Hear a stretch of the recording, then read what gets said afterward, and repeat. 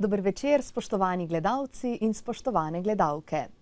Običajno je tako, da ob kadrovski sestavi bolnišnice najprej pomislimo na zdravnike in medicinske sestre.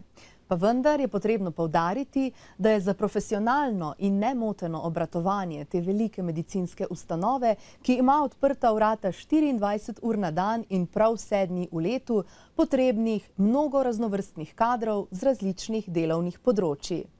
Nocoj bomo v oddaji Zdravstveni nasvet pokukali v zakulisje Centra za odnose z javnostmi, marketing in informatiko, ki ga v Univerzitetnem kliničnem centru Maribor vodi gospod Janez Lencelj, univerzitetni diplomirani inženir telekomunikacij. Dober večer. Dober večer. Za dober začetek bi vas prosila, da nam malce predstavite vaš Center za odnose z javnostmi, marketing in informatiko. Od kdaj deluje, kako je z vašo kadrovsko sestavo? Predvidevam, da je precej raznolika. Prav imate. Ta center ni tako, bi rekel, star. Ene 2 leti delujemo v tej sestavi kot danes. Imel svoj pot razvoja. Pred 4 leti je pač klinični center Maribor začutil potrebo, da se bolj profesionalno sooči z raznimi javnostmi in je tudi razmišljal, kako se organizirati. Nekoč je bila samo svetovalka za odnose z javnostjo ena oseba, ki je pač svetovala direktorju na tem področju, predvsem na področju medijev, odnosov z mediji.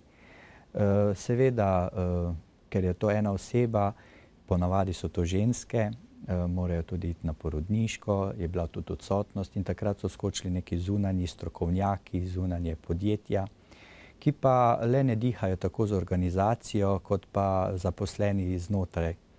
In se je ugotovilo, da to ni bila najboljša praksa, zato smo takrat potem začeli razmišljati v UKC-u, kako se tega strokovno lotiti. Moja naloga v prihodu v UKC je bila, da na tem področju naredim eno strategijo razvoja in da direktorju in kolegiju predlagam neko novo organizacijsko strukturo. To smo po parih mesecih analize tudi naredili.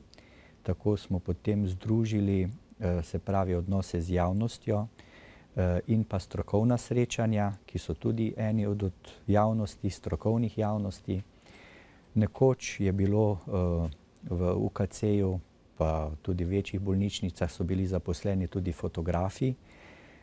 Mogoče se malo čudno sliši, zakaj fotografi v bolnišnici, zakaj bi se pa slikali, ampak res je, fotografi so imeli ogromno dela, še sploh v tistih časih, ko je bila to,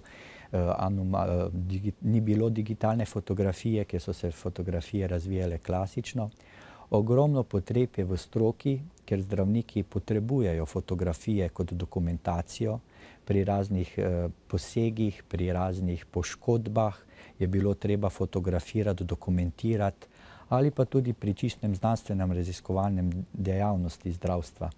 Tako da niso samo slikali rojstnih dnevov pa družabnih srečanj in tako naprej, ampak so čisto na patologiji, kjer je ogromno takšnih primerov, ker je potrebno poslikati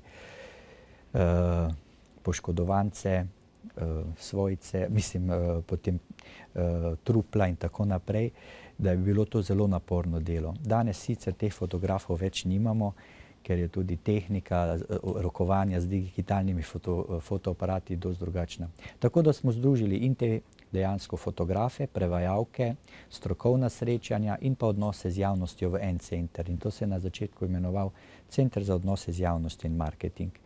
Tudi marketing je bila ena prva beseda, ki se je v slovenskem zdravstvu pojavila ravno v kliničnem centru Maribor. Ampak zakaj marketing? Mogoče si vsak predstavlja tako laično, da gre za neko trženje, da gre to za neko zadevo, kjer se nekaj prodaja, kjer so dejansko nekje kupci, tisti, ki so malo izkoriščeni z strani marketinga, ampak ne, gre se za marketinško upravljanje, za sodobno menedžiranje, ker je marketing kot takšen pojmovan kot, se pravi, marketinško upravljanje kot proces, kjer ti dejansko vodiš in pa se nekako posvetiš in zaposlenim in pa javnostmi od zunaj, ne. In v tem principu smo mi tudi rekli, da je dejansko oziroma dali to nalogo v ta center, se pravi to marketinško upravljanje z zaposlenimi in interno komuniciranje. In takrat smo potem nadaljevali do današnjih dni, ki je še pa tu zraven informatika. Nove tehnologije vsak dan vse bolj predirajo vse pore življenja. Zaradi celostne podobe smo se lotili tudi prenove spletne strani in takrat smo potem tudi informatiko kot enega ključnih zadev, ki se ukvarjajo z spletom, elektronsko pošto, zaokrožili se z informatiko. Tako smo danes v sestavi nekje dve večje enoti, to je informatika in pa te odnosi z javnostjo. Na odnosih z javnostjo je zaposlenih 6 ljudi poleg mene, v glavnem so res pretežno ženske. Na informatiki je pa sestava malo drugačna, je pa večinoma moških, pa sta samo 2 ženski. Skratka, zelo pester nabor različnih dejavnosti opravlja vaš center. Med drugim ste omenili enoto za informatiko. Morda še kakšna beseda o osnovnem bolnišničnem informacijskem sistemu MEDIS. Za naše gledalce bi morda bilo zanimivo slišati, kako pravzaprav deluje, katere podatke vse beleži, kdo vse lahko do njih dostopa in zakaj si brez tega sistema pravzaprav težko predstavljamo sodobno bolnišnično obravnavo. Ja, MEDIS, tako imenovani hišni informacijski sistem, ima že kar neko zgodovino, na katero smo lahko ponosni. Že moji predhodniki, bi rekel mogoče bolj v zlatih časih, kjer je bilo več zaposlenih na informatiki, so razvili skupaj z zdravniki ta program MEDIS, ki ga uporablja danes Klinični center Maribor. Pa ne samo Maribor, tudi Ptujska bolnišnica in pa Soča, to je rehabilitacijski center v Ljubljani. In uporabljajo ta naš program. Se pravi, mi smo lastniki tega programa, druge bolnice so kupile ta program od drugih programskih hiš, to je pa plod našega dela, se pravi predhodnikov, zdravnikov in informatikov. Ta informacijski sistem je velika prednost delovanja in poslovanja našega kliničnega centra, nekoč Splošne bolnišnice Maribor, kajti vse informacije in vsi oddelki, vsi segmenti imajo dejansko podatke v tem programu. V ta program, bi rekel, v srednji program, se potem navezujejo drugi manjši programi ali pa aplikacije, kot so laboratoriji, potem rentgen, potem še tudi materialno-finančno poslovanje in če bi lahko našteval. In v tem programu imamo od zdravstvenih podatkov, kjer zdravnik, da sem tako malo bolj slikovit, ko pride pacient v našo bolnišnico ali gre v ambulanto ali direktno na oddelek, se za zdravstveno kartico odčitajo njegovi podatki, se vnesejo iz te baze podatkov in potem vsa odpustna pisma, vse diagnoze, vse posege se beležijo dejansko v tem programu.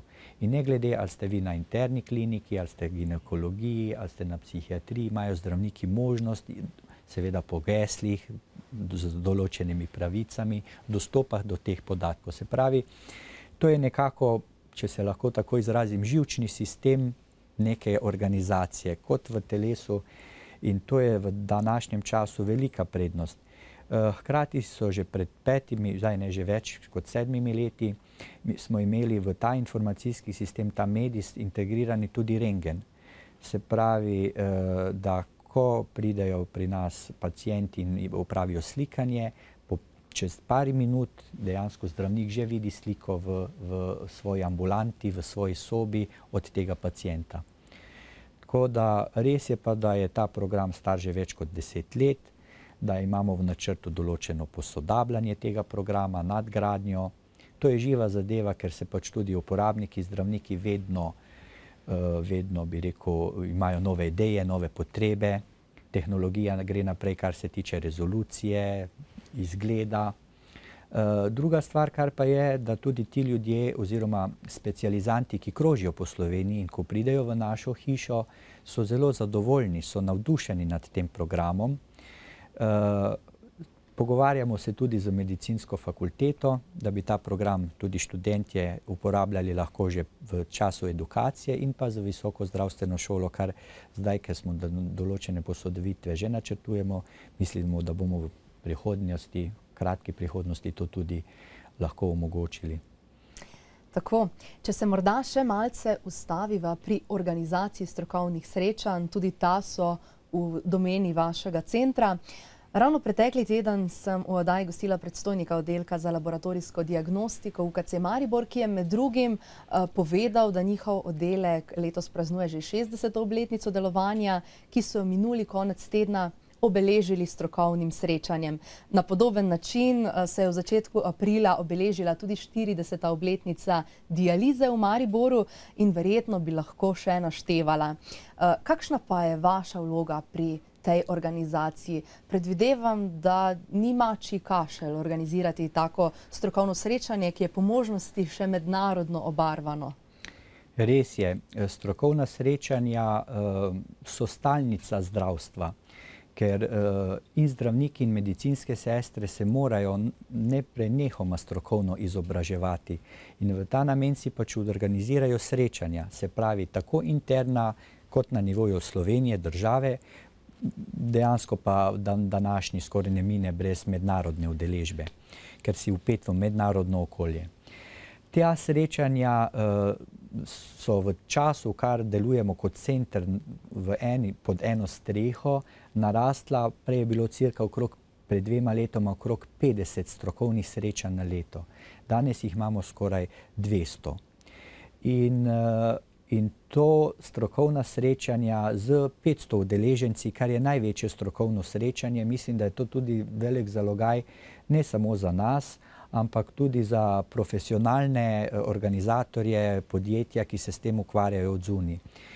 To je največje srečanje, recimo srečanje pediatrov, ki je v mesecu maju, kjer so sestre in zdravniki v 3 dneh, recimo zaradi kapacitet se ponavadi tu v Mariboru to organizira v Habakuku, ki ima te kapacitete, mi jih v UKC-ju za tako število nimamo.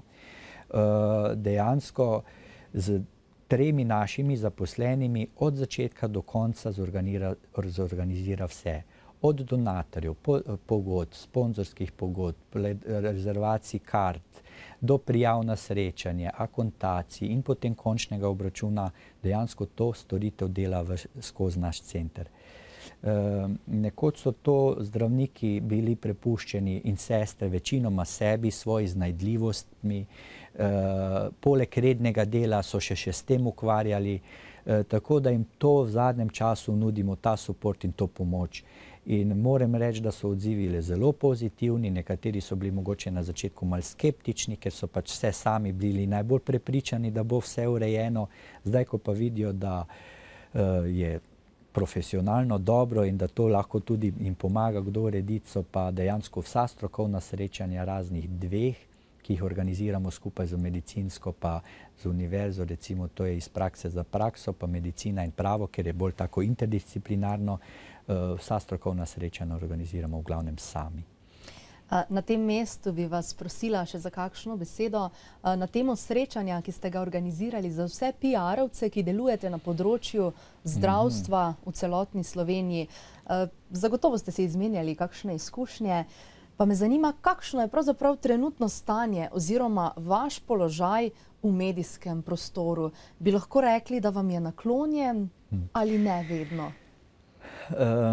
Ja, ta pobuda, imeli smo 6. maja smo imeli srečanje, bi rekel, PR-evcev oziroma oseb, ki delajo na odnosih z javnostjo v zdravstvu. Gostitelji smo bili ravno mi, klinični center v Mariboru, naš center, ki se s tem ukvarja, kjer smo izmenjali dobre prakse. Sama ideja je pa bila že pred letih.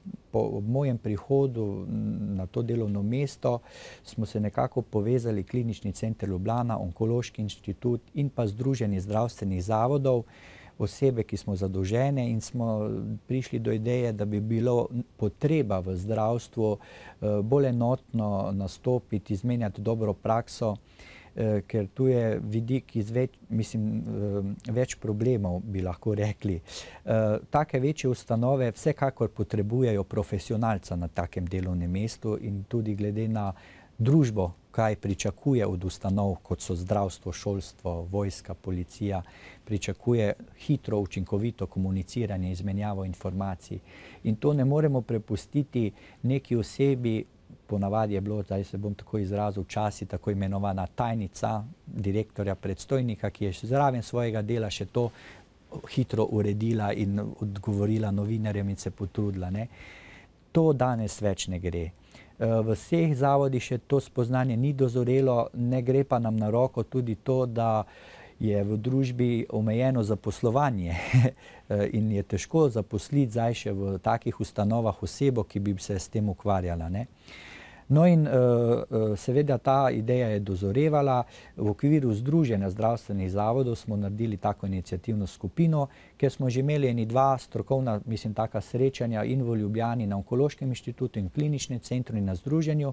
Letos smo bili pač mi na vrsti in smo potem pokazali našo dobro prakso, kakšne so naše izkušnje, kakšne izkušnje imamo z mediji, prediskutirali smo tudi, kaj mediji od nas pričakujejo, kje se moramo poenotiti.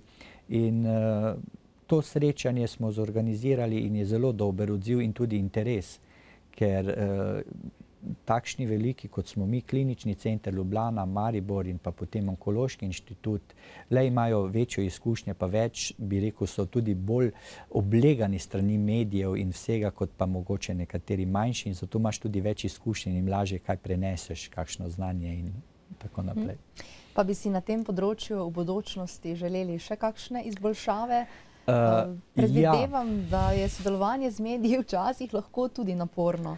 Ja, kot vsako delo. Jaz to jemljem kot delo, kot našo obveznost, kot naše poslanstvo, ker spoštujem tudi poklic novinarja in vseh novinarjev, tudi oni imajo svoje zahteve, svoje težave.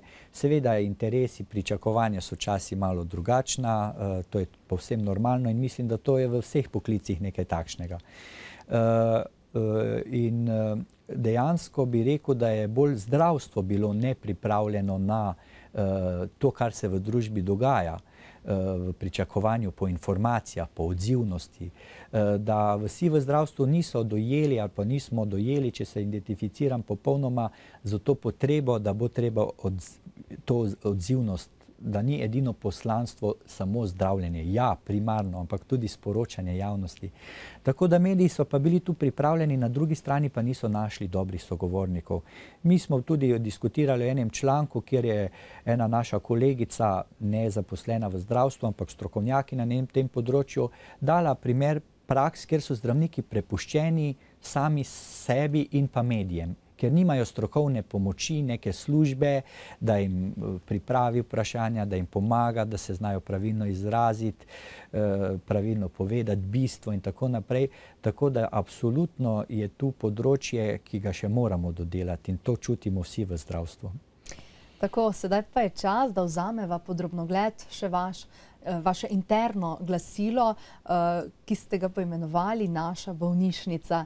S seboj ste prinesli tudi nekaj številk, tako da lahko vidimo nekaj prijaznih obrazov, ki se smejijo z naslovnic. Skratka, kako je sploh nastala pobuda za izdajo bolnišničnega glasila, kako pogosto izhaja, kje se ga da prebrati in komu je pravzaprav namenjeno? Glasilo ima zelo dolgo tradicijo. Že desetletja bi lahko rekel. Zato z imenom Naša bolnišnica mislim, da je najdalj časa kot to ime Naša bolnišnica. Se pravi, še ko je bila Splošna bolnišnica Maribor. Uredniški odbori, politike so se menjali, tudi grafična podoba in tako naprej se je prilagajala malo času. Zdaj, odkar jo dejansko mi urejamo pa vodimo, prelomni je bil tako imenovani ZUJF, Zakon o uravnoteženju javnih financ, kjer je to predtem urejal en pogodbenik za našo bolnišnico, ker je pa dejansko takrat država s tem zakonom to malo omejila, finančna sredstva, smo se morali pa na novo zorganizirati. Tako da je ta uredniški odbor, ki zdaj se stavi jaz kot glavni urednik, potem so tu strokovna direktorica, zdravnik tudi in pa potem tudi moje sodelavce, nekje 15 je v upravnem odboru. Smo malo prilagodili, malo spremenili grafično podobo in tako naprej. Bolnišnica ima kar veliko naklado in 3000 izvodov in jo dejansko dobijo po celi Sloveniji. Namenjena je od zaposlenim, našim upokojenim delavcem, javnostim, se pravi vse medicinske fakultete, ustanove, ministrstva zdravstvena, člani sveta zavoda, vse bolnišnice, zdravstveni domovi, tudi medije jo prejemajo, uredniški odbori. Tako da je dejansko doseže kar veliko število. V zadnjem obdobju tega leto pa še nekaj, kar ga tudi jaz vodim, smo se pa odločili, da ga bomo tudi več podelili v samih ambulantah, v samem UKC-ju, se pravi, ko so pacienti nekako pridejo k nam in čakajo na vrsto, na te dolgo čakalnih vrstah in pa ko ležijo v bolniških sobah, da imajo možnost, da spoznajo, kako dihamo zaposleni, kaj se dogaja, ker to je res interno glasilo, ampak ni namenjeno samo internemu naši notranji javnosti, ker že tako nekaj vemo, a ne, sami o sebi, kaj se je dogajalo. Da tudi za pacienti, sorodniki in tudi javnost pozna bolnišnico. Naša bolnišnica je od nedavno dosegljiva tudi na spletu, tako da smo se malo šalili, da nekateri jo čakajo komaj tudi zaposleni, sploh če so nekje v kakem članku objavljeni, da ni problema, tudi na dopustijo, lahko preko spleta pogledajo kot rubriko internega glasila. Tako da je dejansko dostopna vse posod. Naslednji korak jo bomo tudi poskušali dati na te mobilne naprave in telefone. Tako da greste v korak s časom in pa verjamem, da bodo tudi naši gledalci odslej še bolj pozorni, če jo bodo ujeli v kakšni čakalnici oziroma v bolniški sobi ali pa tudi na spletu. In ko sva že ravno pri spletu, prav Mariborski univerzitetni klinični center se lahko pohvali zelo lepo urejeno, pregledno in redno ažurirano spletno stranjo. Dajte nam zaupajte naslov, pa morda tudi kakšna beseda o vsebinah, ki so na voljo vsem obiskovalcem vaše spletne strani. Ja, to je bil projekt te celostne grafične podobe, kjer smo takrat ugotovili, da je naša spletna stran že precej neažurna in tudi orodja kot sama spletna stran je bila takšna že, da nam ni bila v ponos. Z tem izvajalcem, s katerim imamo sklenjeno tudi pogodbo, smo naredili nov projekt in šli v kompletno prenovo spletne strani, zato je nekaj časa tudi nismo ažurirali. Seveda, ta projekt je bil lani zaključen, sedaj smo zadovoljni z novo grafično podobo in pa z orodji, ki kaj vse nudi. Se pravi, nekaj smo že omenili, da so pač tudi ta interni časopis, vse potrebne sveže informacije so od delovanju, se pravi ambulant, urnikov, organizacijski strukturi, predstojnikov, do kako nas najdete, do čakalnih dob, ki morajo biti po zakonu objavljene. In pa tudi seveda nova socialna omrežja, Facebook, Twitter in pa seveda tudi vsa sporočila za javnost.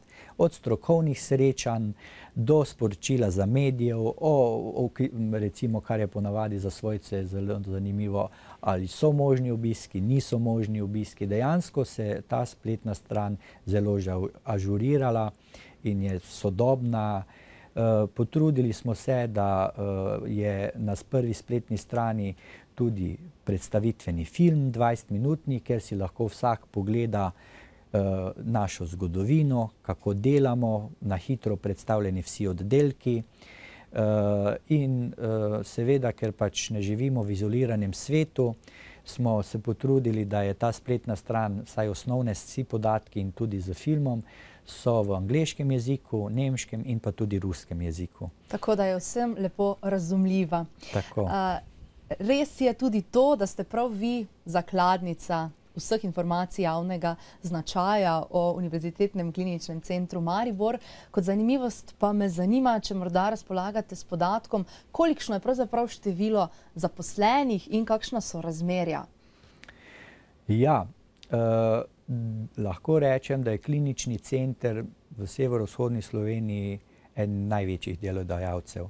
Zaposlenih je cirka 2900 ljudi, ta podatek malo niha, bo še povečeval, zaradi tega, ker, kot veste, smo izgradili nov onkološki oddelek, stavba je pod streho, že bila lani časovno, sedaj se opremlja z aparaturami, usposabljajo se tudi ljudje in tam bo cirka 60 novih delovnih mest čez čas. Se pravi, struktura je zelo pestra. Vsi si nekako predstavljajo, da v bolnici oziroma kliničnem centru delujejo pač v glavnem samo zdravniki pa medicinske sestre. To je res osnovno poslanstvo bolnice, ampak če ne bi bilo vseh ostalih podpornih služb v današnjem času, sami zdravniki pa samo sestre ne bi zmogle vsega dela opraviti. Oziroma sploh ne bi mogle. Mogoče en banalni primer. Če bi pri nas bili brez kuhinje, bi bili hitro vsi lačni, od pacientov do zaposlenih, ker tu so ljudje, ki delajo 24 ur na dan. Če bi si odmislili recimo pralnico, ki skoraj vsi ljudje pozabijo, da ne, bi kar hitro v 2 dneh cela bolnica stala, ker ne bi imeli čistega, sterilnega perila. Zdravniki ne bi mogli operirati v zdravniških operacijskih dvoranah, ker ne bi imeli sterilnega obleke. Tako da se pravi od kuharjev, čistilk, dobro, čistilke so bile pred letom, se tako reče, predane zunanjemu izvajalcu. Pa vendar skupnimi močmi zmorete prav vse. Čas nam že malce priganja, pa vendar želim napovedati še to, da bomo v eni izmed prihodnjih oddaj zagotovo vzeli pod drobnogled tudi mediacijsko pisarno Univerzitetnega kliničnega centra Maribor, ki deluje skupaj z zdravstvenim domom dr. Adolfa Drolca in je kot prva na področju zdravstva v Sloveniji bila ustanovljena lansko jesen. Pravzaprav ste tudi vi odgovorni za to veliko pridobitev. Morda čisto na kratko, zakaj pravzaprav gre? Prvi v tem smislu, da sta zdravstveni dom Maribor in klinični center skupaj ustanovila mediacijsko pisarno, to je prva v Sloveniji. Res že deluje z primeri. Komunikacija je vedno bolj pomembna v zdravstvu in tako kot naš moto, ki pravi strokovni in prijazen, je tudi spori v zdravstvu, ki nastajajo, so ponavadi spori zaradi nepravega komuniciranja. In to čez mediacijsko pisarno pač poskušamo reševati razne spore med zaposlenimi, med svojci in zaposlenimi, med zdravniki in pacienti. Tako da ta pisarna je sicer začela pred pol leta delovati in ima kar dobre rezultate. Zagotovo jo čaka lepa prihodnost. Upamo. Vam se najlepše zahvaljujem za obisk, za vse informacije, ki ste nam jih podali. Verjamem, da so tudi naši gledalci in gledalke slišali veliko zanimivosti, ki jih morda prej niso vedeli. Hvala lepa. Najlepša hvala za povabilo. In že smo pri koncu naše oddaje, ki smo jo tokrat posvetili pojavljanju zdravstva v medijih. Predstavili smo vam interni časopis Naša bolnišnica, ki ga izdaja Univerzitetni klinični center Maribor, ter se nazadnje dotaknili tudi mediacijske pisarne za reševanje sporov v zdravstvu. V goste sem povabila univerzitetnega diplomiranega inženirja telekomunikacij gospoda Janeza Lencla, vodjo Centra za odnose z javnostmi, marketing in informatiko UKC Maribor. Prisrčno pa vas vabim tudi k ogledu naše prihodnje oddaje Zdravstveni nasvet. Do takrat pa vam želim lepe in sončne junijske dni. Lahko noč.